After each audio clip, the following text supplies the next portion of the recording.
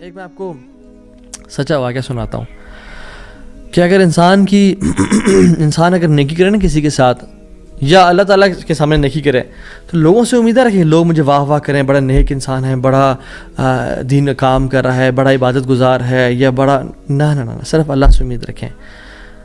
یہ 9 ہجری کی بات ہے اور اس میں ایک کتاب لکھی گئی جزرات الذہب فی اخبار من ذہب، اور اس میں ایک شخص کا واقعہ آتا ہے ابو بکر بن عبد الباقی کا رحمہ اللہ۔ نوجوان تھے بالکل،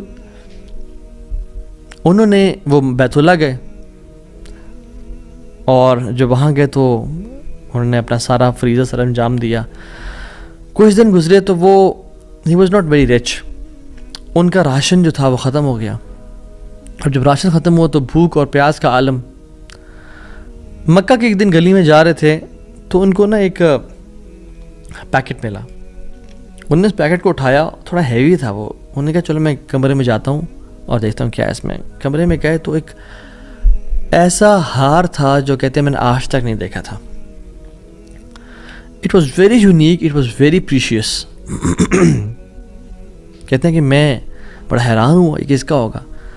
خیر الٹیمیٹلی میں نکلا اپنے کمرے سے باہر، حرم کی طرف آ رہا تھا تو مکہ کی گلیوں میں نے ایک دیکھا، ایک شیخ یعنی ایک بزرگ انسان تھا جس کے ہاتھ میں 500 دینار تھے، اور وہ اناؤنسمنٹس کر رہے تھے کہ میرے گھر والوں کا ہار گما ہے، جس شخص کو مل جائے وہ مجھے دے، میں اس کو 500 دینار دوں گا۔ ابو بکر رحمہ اللہ نے سوچا کہ میرے پاس تو پیسے نہیں ہیں، میرے پاس تو راشن نہیں ہے، میں تو بھوک پیاس کا عالم ہے، تو میں اس کو ہار دوں گا اور اسے پیسے لے لیتا ہوں، چلو دیکھتے ہیں۔ ان بزرگ کا ہاتھ پکڑا اور کہا میرے کمرے میں چلیں آپ میرے ساتھ۔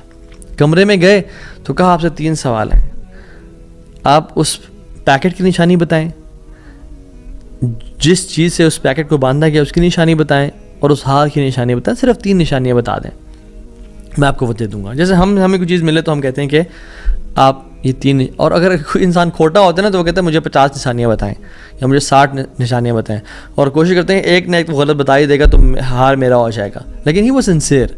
انہوں نے کہا 3 نشانیاں، پیکٹ کیسا ہے، اس کو کس چیز سے باندھا گیا، اور اس کا ہار کیسا ہے۔ تو انہوں نے کہا پیکٹ ریشم کا ہے۔ انہوں نے کہا بالکل ٹھیک ہے آپ نے۔ انہوں نے کہا کہ جو پیکٹ جس چیز سے پیکٹ کو باندھا گیا ہے وہ بھی ریشم کا دھاگا ہے۔ انہوں نے کہا بالکل ٹھیک ہے آپ نے۔ اور تیسرا چیز کا انہوں نے کہا اس میں 30 نگ لگے ہوئے ہیں اس ہار میں۔ انہوں نے کھولا اس ہار کو، دیکھا 1 2 3 4 5 6 30 کمپلیٹ، یہ آپ کا ہار۔ تو انہوں نے کہا یہ 500 آپ کے دینار۔ کہتے ہیں نہیں مجھے نہیں چاہیے۔ کہتے ہیں کیوں بیٹا، میں نے تو وعدہ کیا تھا کہ میں شخص دوں گا۔ کہتے ہیں میں نے اللہ کے لیے کام کیا ہے، یہ مجھے چیز ملی تھی، میرا ایز اے مسلمان میرا حق تھا کہ میں امانت کو واپس ادا کروں، تو میں آپ سے اس کا اجر نہیں لوں گا۔ حالانکہ ان کو نیڈ تھی، لیکن کہا کہ نہیں میرا اجر اللہ تعالیٰ سے، واللہ لا اخذھا، کہ میں اللہ کی قسم اس کو نہیں لوں گا آپ سے۔ وہ بحث کرتے تھے کہ لو تم نے لینا ہے، وہ کہتے ہیں میں نہیں لینا آپ سے، آپ چلے جائیں، یہ میں نے اپنا امانت ادا کی ہے، میں نے کوئی احسان تو نہیں کیا آپ پہ۔ وہ بزرگ بڑا حیران ہو کہ یہ کیسا نوجوان ہے۔ خیر وہ چلے گئے۔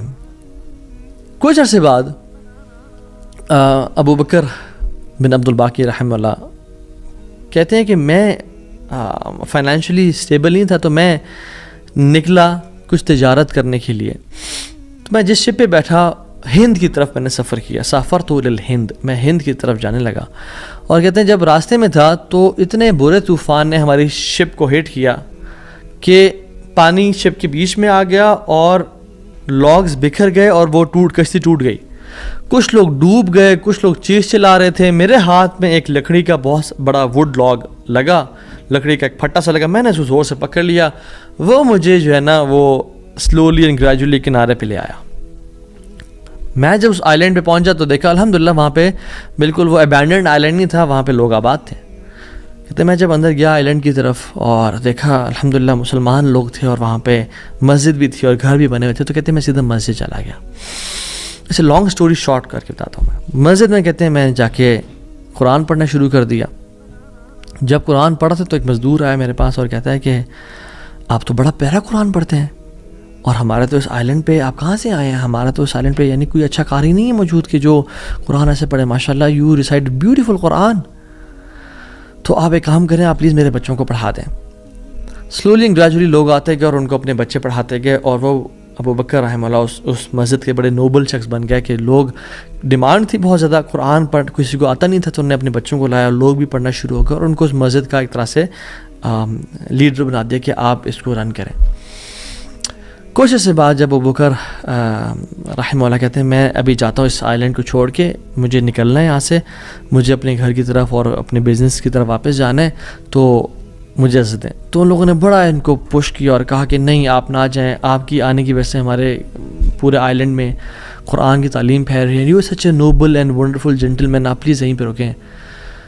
تو انہوں نے کہا کہ نہیں بھائی میری لائف ہے, میں نے شادی بھی کرنی ہے اور سب کو. کہتے ہیں ہم آپ کو یہاں پہ رہائش دیں گے, ہم آپ کو یہاں پہ شادی کرائیں گے آپ کی, آپ یہاں پہ رکیں. تو انہوں نے کہا چلو ٹھیک ہے, اگر میرا معاش کا سلسلہ چل پڑتا ہے قرآن کو پڑھا کے اور باقی کام شام کر کے, اور مجھے گھر اور بیوی مل جاتی ہے, تو I can think to leave hair.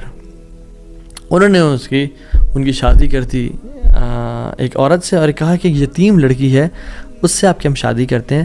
ہے تو وہ یتیم لیکن ہے بڑی مالدار وہ, کیونکہ اس کا باپ جو تھا وہ بڑا رچ انسان تھا. انہوں نے کہا ٹھیک ہے. جب ان کا نکاح ہوا اور اس لڑکی کے پاس جب آ کے بیٹھے, یعنی جو فرسٹ نائٹ, جب اس لڑکی کو دیکھا اور اس کے گلے پہ نظر پڑی تو وہ حیران ہو گئے. یہ دیکھے کہ جو مکہ کی گلیوں میں ان کو جو ایک نیکلیس ملا تھا وہ اس لڑکی نے اپنے گلے میں پہنا ہوا ہے. وہ بڑے حیران اور پریشان ہو گئے.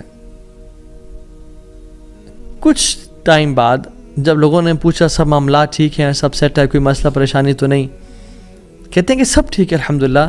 ایک چیز میرے ذہن میں ہے جو جس کا جواب نہیں ملا مجھے. کہتے ہیں کہ جو میری بیوی ہے, اور میں اسے پوچھ بھی نہیں سکا ابھی تک کیونکہ حیا اور شرمندگی کی وجہ سے کہ یہ تم نے کہاں سے ملا, because it's very expensive necklace. کہیں اس کو یہ لگے کہ میں لالچی انسان ہوں یا میری نظر اس کے نیکلیس پہ ہے. تو یہ نیکلیس اس کو کہاں سے ملا؟ مجھے تو مکہ کی گلیوں میں ملا تھا اور میں نے ایک بزرگ انسان کو دیا تھا. وہ لوگ کیا کرنا شروع ہو گئے, فَحَلِّلُوا وَكَبِّرُوا, وہ کہہ رہے لا الہ الا اللہ, اللہ اکبر, اللہ اکبر کہنا شروع ہو گئے وہ لوگ. اور کہتے ہیں کہ تم وہ نوجوان ہو.